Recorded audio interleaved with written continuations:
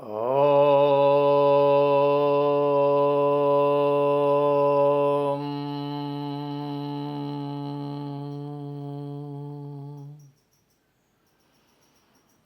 దివ్యాత్మ స్వరూపులారా, భగవద్గీత అంతరార్థం మానవ జీవన విధానం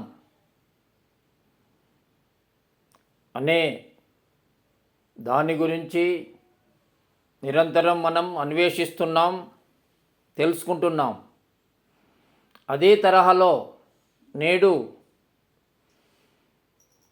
మనకు ఉండబడేటువంటి త్రికరణముల గురించి తెలుసుకునే భాగంలో నేడు వాచక తపస్సు అనే దాని గురించి తెలుసుకుందాం. అనుద్వేగకరం వాక్యం సత్యం ప్రియహితం చయత్. అనుద్వేగకరం వాక్యం సత్యం ప్రియహితం చయత్.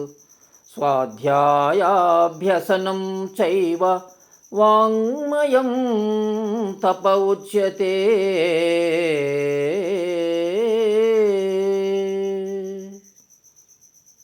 అంటే వాచక తపస్సు, మానసిక తపస్సు, కాయిక తపస్సు అని తపస్సు 3 విధాలుగా చెప్పబడ్డది. అంటే శరీరంతో చేసేదాన్ని కాయిక తపస్సు అంటారు, నోటితో చేసేదాన్ని వాచక తపస్సు అంటారు, మనస్సుతో చేసేదాన్ని మానసిక తపస్సు అంటారు. అయితే నేడు వాచక తపస్సు గురించి తెలుసుకుందాం.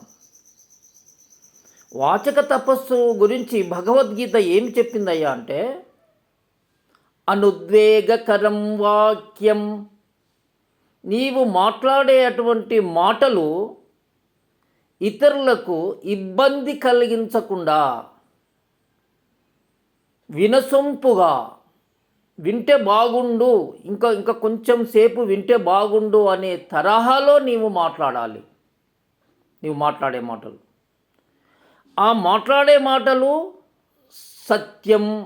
సత్యమై ఉండాలి. ప్రియం, ఇతరులకు ప్రేమతో మాట్లాడాలి, ప్రియమైన మాటలు మాట్లాడాలి. హితం, మేలు చేసే మాటలే మాట్లాడాలి, కీడు చేసే మాటలు కాదు. ఇటువంటివి ఏవైతే ఉన్నవో వీటిని వాచక తపస్సు అని చెప్పబడ్డది. అట్లే నీవు చదువుకునేటువంటి చదువు ఏదైతే ఉందో స్వాధ్యాయాభ్యసనం చైవ. స్వాధ్యాయము అంటే స్వ అంటే తన గురించి, తన యొక్క ఆత్మజ్ఞానము గురించి తెలియజేసేటువంటి శాస్త్రాలను నిరంతరము చదువుతూ ఉండాలి.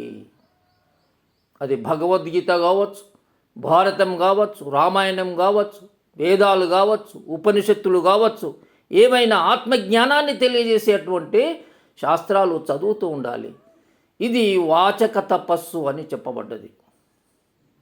కాబట్టి మనం భగవంతుని గురించి చేసేటువంటిది, ఓ దయామయుడవగు పరమేశ్వర నన్ను కాపాడు అని చేసేటువంటి స్తోత్రాలు ఏవైతున్నాయో అవి ప్రార్థన అని చెప్పబడుతుంది.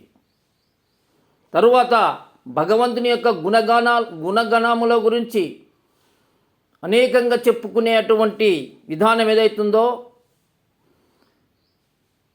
కీర్తించేటువంటి విధానం ఏదైతే ఉందో దానికి కీర్తన అంటారు. అదేవిధంగా భగవంతుని గురించి చేసేటువంటి నోటితో కాకుండా మనస్సుతో చేసేటువంటిది ఏదైతే ఉన్నదో దానిని ధ్యానం అంటారు.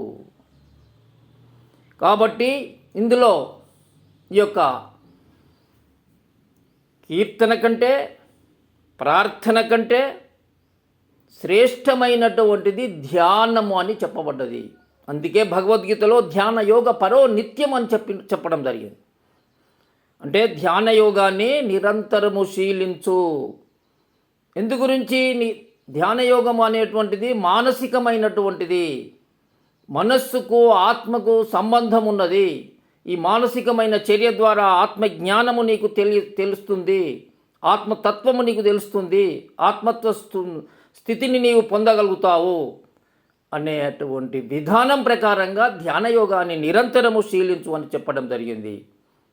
కాబట్టి దివ్యాత్మ స్వరూపులారా, ఈ యొక్క భగవద్గీతలోని అనేకమైన రహస్యాలను నిరంతరము